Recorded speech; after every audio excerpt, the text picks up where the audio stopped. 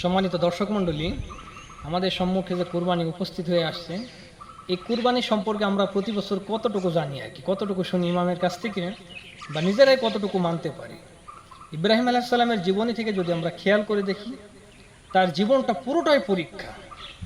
আল্লাহ পাক রব্বুল আলামিন তার জীবনটা পুরোটাই পরীক্ষা নেওয়ার পরে তাকে মুসলিম জাতির পিতা হিসেবে আল্লাহ পাক রব্বুল আলামিন তাকে মনোনীত করছেন। তাই আমরা খেয়াল করে দেখি যে ইব্রাহিম আলাইহিস সালামের যে কুরবানি কাহিনী আমরা শুনছি, কিন্তু কাহিনী থেকে আমরা কতটুকু শিক্ষা নিতে পারছি। আল্লাহ পাক রব্বুল আলামিনের উদ্দেশ্য যখন তিনি বাড়ি থেকে বের হয়ে গেলেন, তখন তিনি বলেন, ইন্নী যাহিবুন ইলা রাব্বি সায়াহদিন। নিশ্চয় আমি আল্লাহ রব্বুল আলামিনের উদ্দেশ্য বাড়ি থেকে বের হয়ে যাচ্ছি। সায়াহদিন, অচিরেই আল্লাহ পাক রব্বুল আলামিন আমাকে পথ দেখাবেন। ইব্রাহিম আলাইহিস সালাম এই দোয়া করে আল্লাহ পাক রব্বুল আলামিনের কাছে বেরোলেন। তারপরের রাতে আল্লাহ পাক রব্বুল আলামিনের কাছে তিনি দোয়া করছেন, রব্বি হে আমার রব, হাবলি মিনাস সলিহিন, আপনি আমাকে একটা সৎ সন্তান দান করুন। সম্মানিত দর্শক মণ্ডলী, সম্মানিত উপস্থিতি, আপনারা খেয়াল করে দেখেন যে রব্বি হাবলি মিনাস সলিহিন, হে আমার রব, আপনি আমাকে একটা সৎ সন্তান দান করুন। আজকে বাংলাদেশের মানুষ সন্তান না হলে তারা বিভিন্ন মাজারে গিয়ে, বিভিন্ন কবিরাজের কাছে, বিভিন্ন বাবার কাছে গিয়ে তারা আজকে সন্তান চাচ্ছে।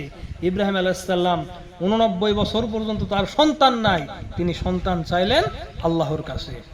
রব্বি হাবলি মিনাস সলিহিন, আল্লাহ আপনি আমাকে একটা সৎ সন্তান দান করুন। সম্মানিত দর্শক মণ্ডলী, আজকে সেই সন্তানের কাছে, বর্তমান যুগে মানুষ সন্তানের কাছে জিম্মি, মানুষ আজকে স্ত্রীর কাছে জিম্মি। আজকে সন্তান তার কথা শুনে না, স্ত্রী তার কথা শুনে না, স্ত্রী, স্বামী বাড়িতে থাকে না, স্ত্রী পরকিয়া করে, স্ত্রী ফোনের মাধ্যমে পরকিয়া করে, ছেলে আজকে বিভিন্ন গেমে আসক্ত, ছেলে আজকে মোবাইল কিনে নেওয়ার জন্য বাবার থেকে টাকা চায়, বাবা যখন টাকা দিতে চায় না, বাবাকে হত্যা করতে চায়। আজকে বাইক কিনে দিতে চায় না, তখন বাবাকে হত্যা করে এই সন্তান। আল্লাহ পাক রব্বুল আলামিনের কাছে দোয়া করলেন ইব্রাহিম আলাইহিস সালাম, হাবলি মিনাস সলিহিন। তিনি শুধু সন্তান চাননি, চেয়েছেন সৎ সন্তান, যে সন্তান মানুষের মরার পরে আল্লাহ রব্বুল আলামিনের কাছে দোয়া করবে। আল্লাহ রাসূল সাল্লাল্লাহু আলাইহি ওয়াসাল্লাম বলেন, ওয়ালাদুন সলিহুন, সৎ সন্তান যদি দোয়া করে আল্লাহ রব্বুল আলামিন তার দোয়াকে কবুল করেন। ইব্রাহিম আলাইহিস সালাম আল্লাহর কাছে চেয়েছিলেন সৎ সন্তান। আজকে আমরা আল্লাহকে শুধু বলি, আল্লাহ হয় ছেলে দাও, নয়তো মেয়ে দাও। আর যদি আমরা ছেলে সন্তান না হয়, ধৈর্য ধারণ করতে পারি না, চলে যায় রাজশাহীর ওই মাজারে, বাঘার মাজারে, চলে যায় চট্টগ্রামের বায়েজিদ বোস্তামের মাজারে, চলে যায় খুলনার খানজাহানে, চলে যায় সিলেটের শাহজালালের মাজারে। ইব্রাহিম আলাইহিস সালাম ধৈর্য ধারণ করলেন। আজকের এই কুরবানির ঘটনা থেকে প্রথমে আমাকে আপনাকে শিক্ষা নিতে হবে, ইব্রাহিম আলাইহিস সালামের জীবন মানে ধৈর্যের জীবন। তিনি কখনোই কারোর কাছে সন্তান চায়নি, একমাত্র আল্লাহর কাছে। ফাবাশশারনাহু বিগুলামিন হালিম, আল্লাহ রব্বুল আলামিন তাকে একটা সুসংবাদ, সন্তানের সংবাদ দিলেন।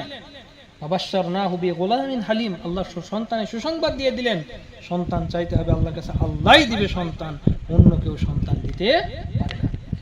তাহলে এই সন্তানের এই কুরবানি থেকে প্রথম যে দুইটা শিক্ষা, এক, স্ত্রীর জীবনে ধৈর্য ধারণ করতে হবে, দিনদারি মহিলাকে বিবাহ করতে হবে। দিনদারি মহিলাকে যদি আমরা বিবাহ করতে না পারি, আমার আপনার সংসারে কখনোই শান্তি আসবে না। দ্বিতীয়ত আর একটা কথা, সন্তানকে যখন যেটা বলবো, সন্তান আমার আল্লাহ রব্বুল আলামিনের সন্তান, শুধুমাত্র আল্লাহর বিরুদ্ধে কোনো কথা বলছি কিনা এই কথা ব্যতীত সন্তান কখনোই আমার নাফরমানি, আমার আনুগত্যহীন কখনোই হতে পারবে না। আল্লাহ রব্বুল আলামিন বলেন যে তোমার ওয়ালা তাকফু মা লাইসা লাকা বিহি ইলমুন, যে বিষয়ে তোমার কোনো জ্ঞান নাই, যখন পিতামাতা যখন পাপের নির্দেশ দিবে, এই পাপের আনুগত্য করা যাবে না। ইব্রাহিম আলাইহিস সালামকে যখন সন্তান দিলেন, ফাবাশশারনাহু বিগুলামিন হালিম, আল্লাহ সন্তানের সংবাদ দিলেন। একদিন সন্তান রাত্রে ইব্রাহিম আলাইহিস সালাম স্বপ্নে দেখছেন যে, ইয়া বুনাইয়া, হে আমার বেটা, ইন্নী আরা ফিল মানামি আন্নী আযবাহুক, নিশ্চয় আমি স্বপ্নে দেখছি যে আমি তোমাকে জবেহ করতেছি। ইব্রাহিম আলাইহিস সালাম সন্তানকে দেখে তখন বলছে, ইয়া বুনাইয়া ইন্নী আরা ফিল মানামি, আমি তোমাকে দেখছি, আন্নী আযবাহুক, আমি তোমাকে জবেহ করছি, ফানজুর মাযা তারা, এই বিষয়ে তোমার মতামত কি, এই বিষয়ে তোমার কমেন্ট কি বাবা, যে আমি তোমাকে দেখছি স্বপ্নে, আর তুমি এই বিষয়টা কিভাবে নিচ্ছো, কি ভাবতেছো।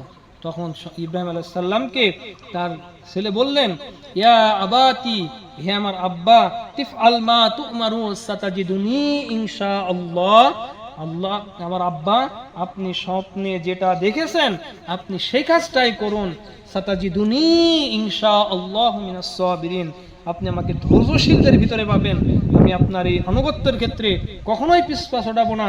সাতাজিদুনি ইনশাআল্লাহু মিনাস সাবিরিন। ইসমাঈল আলাইহিস সালামের এই কথার ভিতর থেকে ছোট্ট একটা শিশু এই কথার ভিতর থেকে শিক্ষা নেন। আজকে দুনিয়াবী জীবনে আমরা কত কথা বলি হ্যাঁ অবশ্যই করব, ওই কথা আল্লাহ বলছেন যে এই কথা বলা যাবে না, বলতে হবে ইনশাআল্লাহ। ইসমাঈল আলাইহিস সালাম সে কথাই বলছেন যে আল্লাহ এ আমার আব্বা, আল্লাহ যদি আমাকে ইনশাআল্লাহ আমি আপনি আমাকে ধৈর্যশীলদের ভিতরে পাবেন। প্রিয় উপস্থিতি, তাহলে এখান থেকে শিক্ষা নিলেন যে সন্তান চাইতে হবে আল্লাহর কাছে, সৎ সন্তান চাইতে হবে।